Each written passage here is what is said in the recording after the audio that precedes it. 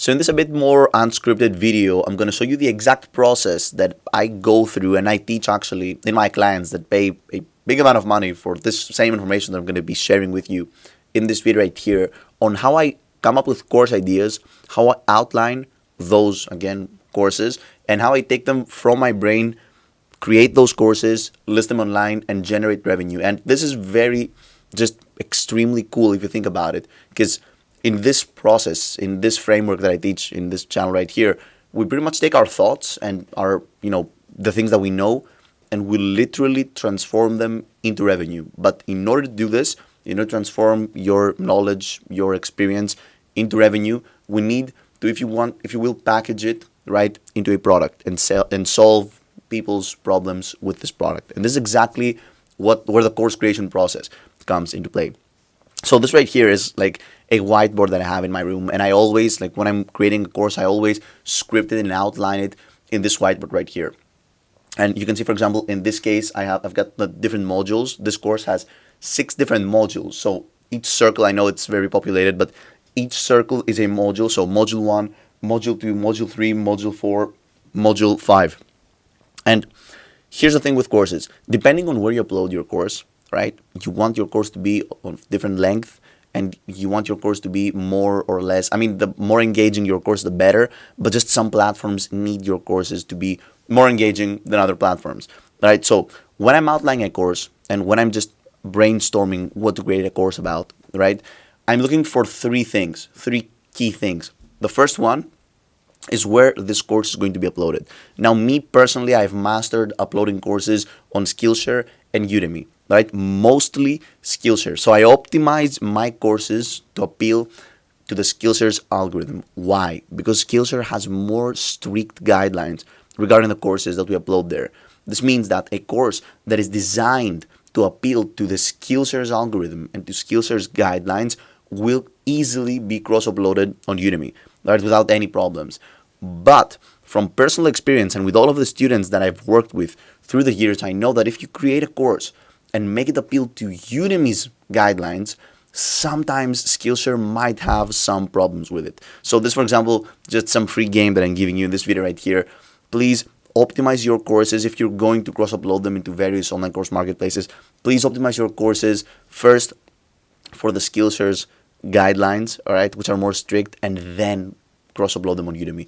Don't do this vice versa, because you might find some problems, right? That being said, in both cases, the general principles of a course stay the same, right? We need lessons. Those lessons need to be lengthy, so more than 10 minutes each lesson, and it's good for you to have more than 10 lessons. So the longer your course, the better. This is the second very important factor, right, that I take into consideration, the length of the course. So I want you, if you're going through this brainstorming process, if you're thinking about creating a course, if you're brainstorming a course, I want you to create bigger courses. So I used to say that make your course, for example, 10 lessons long, and each lesson being 10 minutes long. If you can, make them 15 lessons, make them 20 lessons.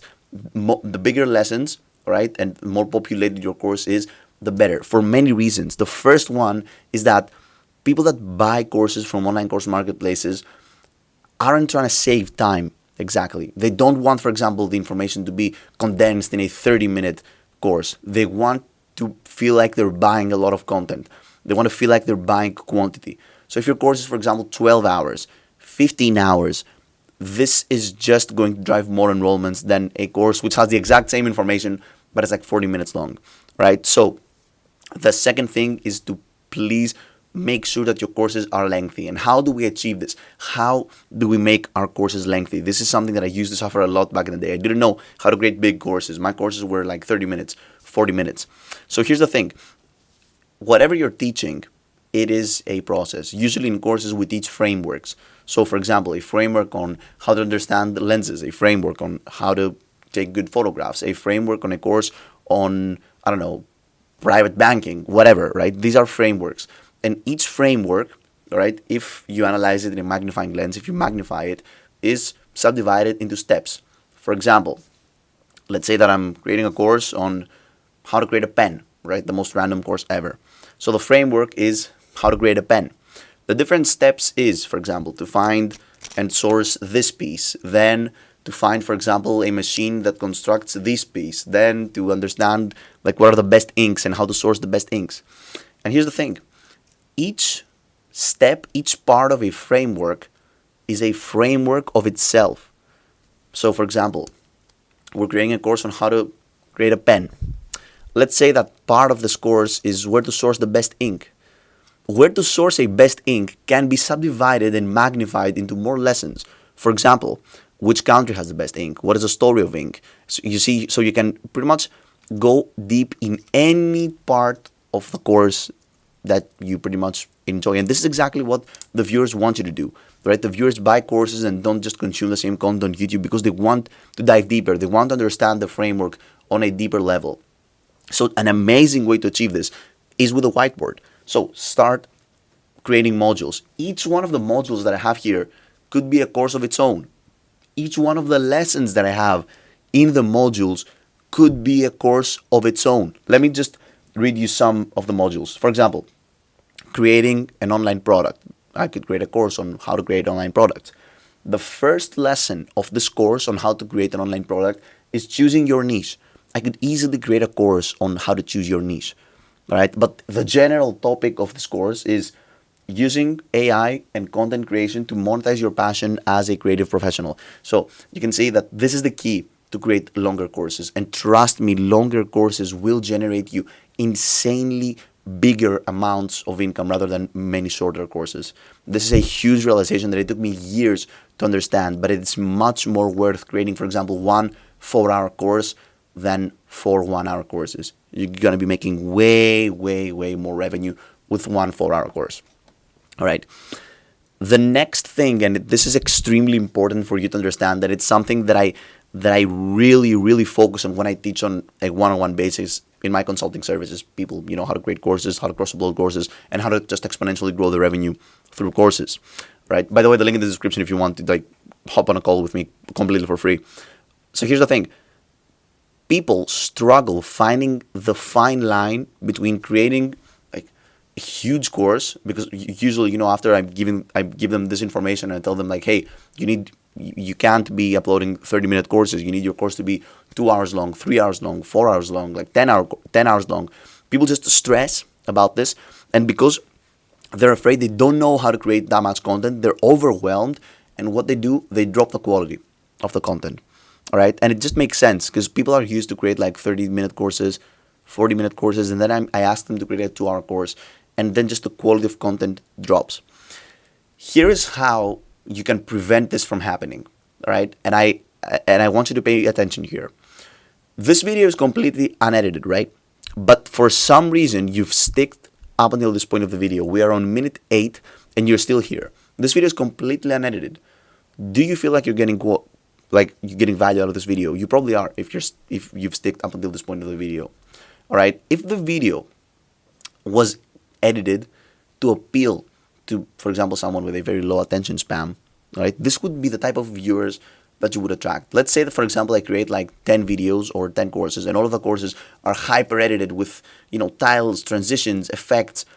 People that will appreciate this content, and the audience that you're going to be attracting, are people with shorter attention spans, right? But when you create these types of videos, and when your courses are just based on information, they're information based rather than entertainment based, right? That being said, obviously, yes, I have a great camera quality. Yes, I have a great audio quality. Yes, the setup looks good. But other than that, right, those courses and these videos are information based. They're not entertainment based. This means that you're going to be attracting people, you're going to be attracting viewers and fans that are here for the information and not for the entertainment. And at the end of the day, this is what you want to be doing in your course creation journey, right? You want to teach people, you want to give people information. You're not here to entertain people. Obviously, you want them to have fun while they watch your courses, but you want to teach them something, right? And people understand frameworks, understand processes with informative lessons, not that much entertainment, right? So the key in creating long courses without dropping the quality of your course is to first get comfortable in talking to a camera.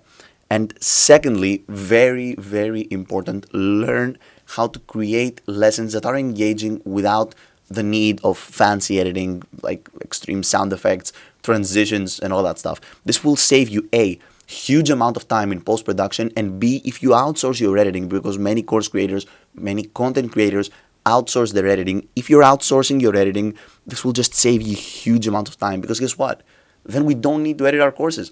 I can literally open my camera, talk for 30 minutes, and these will be 30 minutes of finished content ready to be uploaded in my courses, which is extremely cool and extremely valuable. Back in the day when I was creating like entertainment-based courses, I would just add B-roll, titles, sound effects, all of that stuff. I would shoot for 30 minutes, and out of those 30 minutes, I would just use like 5 minutes for my lesson. So as you can see, there is no return on time investment that you invest creating those lessons. All right, so those are, for example, 3 things that you need to understand if you wish to like exponentially grow your revenue with online course creation. And again, I'm very happy to stick up until the end of this video. If you want to talk to me on a one-on-one basis, I would be happy to consult you and help you grow exponentially. And I'm going to see you in the next video.